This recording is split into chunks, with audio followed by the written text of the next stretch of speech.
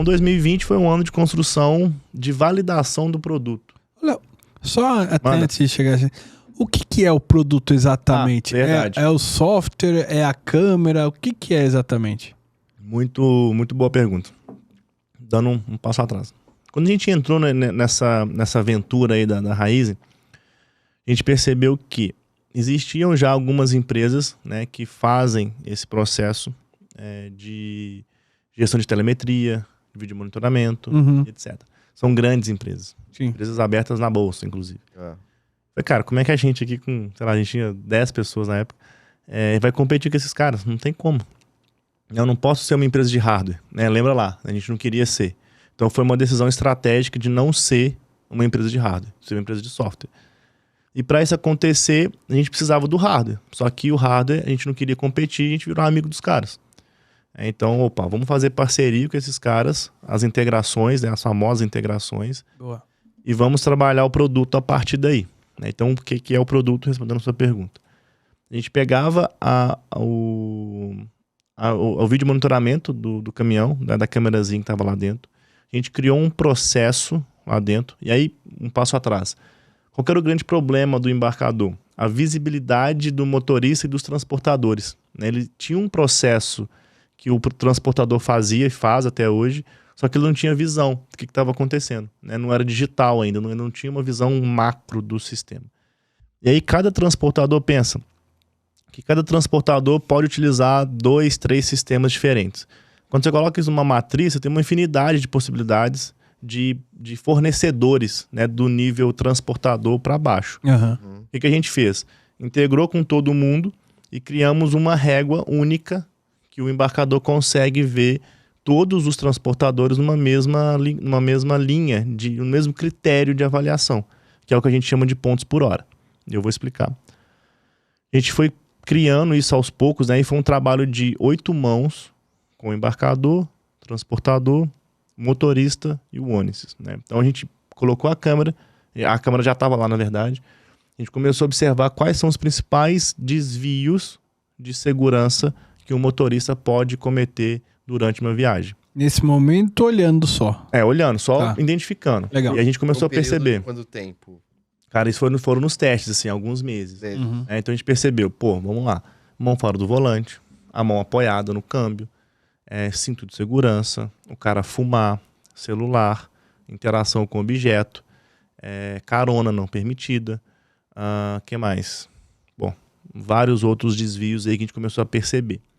E a gente começou a mapear e a trabalhar isso no software, para o software ser capaz. A gente criou um robozinho, que a gente chama de Pedro, do Pedro e Bino, que ele conseguiria... a gente não quis colocar o Bino por questões, né?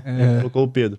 A gente começou a entender que a gente poderia identificar esses desvios de forma automática. E aí dá para o transportador, né, uma plataforma em que ele pudesse receber esses desvios de forma, vamos dizer assim, mastigadas, para ele poder fazer o processo de acompanhamento, de plano de ação com o motorista. Então esse foi o primeiro produto que a gente colocou para rodar, né? Então a gente pegava as imagens, aí a gente criou um sistema, um método, né, automático para fazer isso, né? Então a gente vai lá, cria um robô para captar esses vídeos. E aí o primeiro ponto, ele tem que ser aleatório. Ele não pode ter uma frequência determinada. Por exemplo, você sempre na primeira hora do motorista ou na segunda. Não, tem que ser aleatório. Porque senão o sistema fica viciado. O motorista sabe, ele vai me avaliar aqui só na primeira hora. Então eu vou dirigir legal na primeira e depois, foda-se, vou fazer o que tiver que fazer. E não é bem assim. Então a gente criou alguns processos, algumas regras, né? E acabamos construindo, junto com o embarcador e o transportador, essa metodologia. E aí um ponto que foi diferencial para a gente também, né? A gente acabou percebendo que não era necessário avaliar 100% do tempo do motorista para entender o perfil. E aí isso é bem simples de entender, eu vou explicar. A gente hoje não precisa entrevistar 100% das pessoas do Brasil para saber quem vai ganhar a eleição. Lá é a mesma coisa. Método Estatístico. Estatístico. Exato. A gente percebeu, fizemos as contas inversas, dado uma carga horária máxima do motorista, né, de X horas por dia vezes X dias por mês. Quantas horas ou minutos, né, quanto tempo eu preciso avaliar esse motorista, quantas pessoas eu preciso entrevistar, dado um intervalo de confiança de 95% para garantir que isso aconteça. A gente chegou em algo próximo de 4 horas por mês. 1 hora por semana. Caraca. Nossa. E isso teve um impacto muito grande, porque eu reduzi custo do meu produto. Né? Então isso foi uma porta de entrada. Assim, eu consegui entregar para o transportador um primeiro MVP que mostrava para ele a real o que o motorista estava de fato fazendo na cabine a um custo acessível. Então foram 2 diferenciais que a gente conseguiu para penetrar no mercado. E de novo, eu tinha que brigar. A gente entrou por uma portinha, né, minúscula que estava aberta do lado ali, ó. E ninguém estava olhando para isso, a gente acabou entrando. Tá? E aí quando a gente entrou nessa portinha, a gente percebeu um gap, uma oportunidade. Qual era a oportunidade? As grandes empresas, né, de vídeo monitoramento, telemetria, elas estavam muito preocupadas com o hardware, né, e não com a jornada do motorista. E aí acho que a parte de não vir do setor logístico, acho que ajudou. A gente veio com um olhar neutro, um olhar diferente, um olhar não enviesado, né? Então a gente começou a olhar, cara, mas esses fornecedores aí, eles colocam o hardware no caminhão. Aí, um outro ponto, eles cobram por frota, não é por motorista. Então, para eles não interessa o motorista. Eles colocam aqui o hardware e... A placa X e toca o pau, cara. E aí, o que você vai fazer com isso depois? Não me interessa. Aí a gente começou a perceber que talvez isso poderia ser um diferencial. Tá bom. Então, a gente vamos investir agora no processo do motorista. Né? Dessa jornada de segurança do motorista. E aí a gente começou. Né? Então, 2020... foi o nosso ano de validação do produto, estabilização da plataforma. De novo, lembra lá que eu falei, né? A gente mudou as skills, mudou tudo. Então a gente tinha que estabilizar isso agora, colocar os 40 para dentro, garantir que a gente estivesse entregando, que a plataforma não caísse, né? Que a gente conseguisse responder os bugs e assim por diante. Então 20 foi basicamente isso.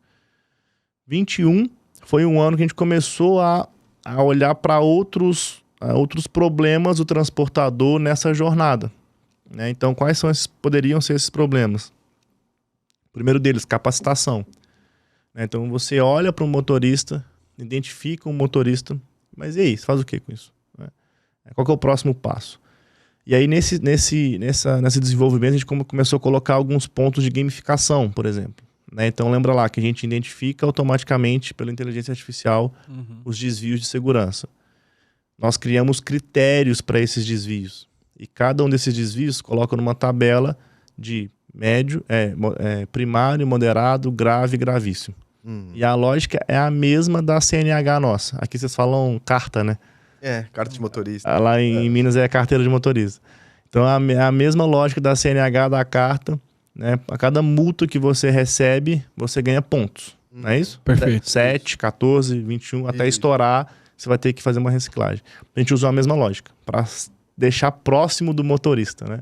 Ó, a cada desvio que você comete, tem aqui a pontuação, você vai acumulando pontos. Para ele vincular com o que ele já sabe. Para ficar próximo dele, né?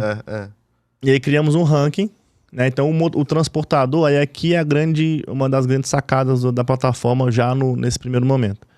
Um cara que tem 500 motoristas, 100, 200, é impossível ele conversar com todos os motoristas mensalmente, por vários aspectos. Primeiro, pelo volume de motoristas.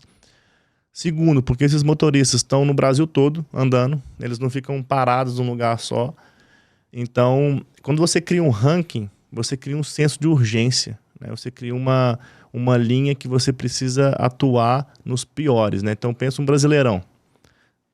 Tem lá o campeão, Libertadores, Sul-Americano, o meio de tabela ali que ninguém olha, e a zona de rebaixamento.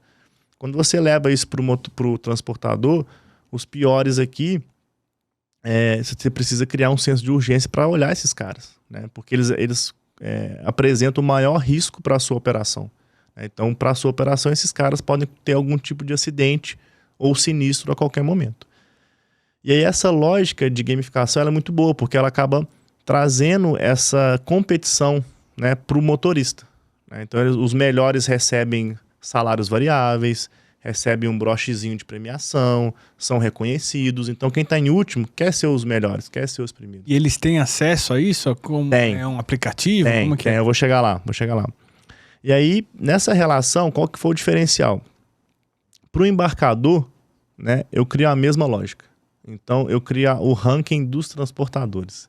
Boa. E aí... Os embarcadores são uma maravilha. É ótimo, porque aí é a mesma lógica do Brasileirão. Os que estão lá embaixo, né, são os piores transportadores naquele quesito segurança, que apresentam maior risco para o embarcador ou para a operação.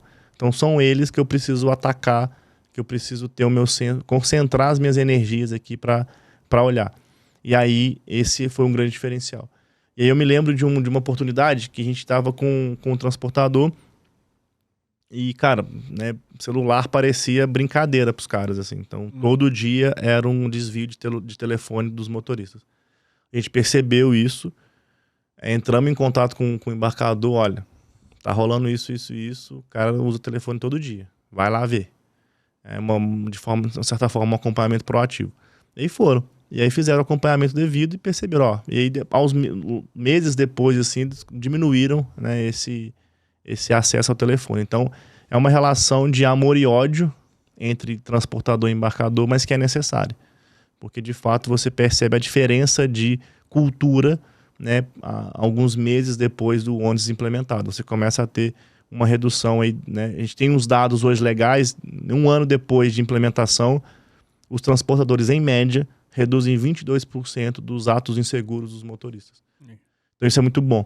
Mas, de novo, não é uma bala de prata, não é milagre, não é nada. É um trabalho de acompanhamento que vem lá de cima. Gestão, né? De gestão e processo. Do embarcador, transportador, cultura dos motoristas e assim por diante.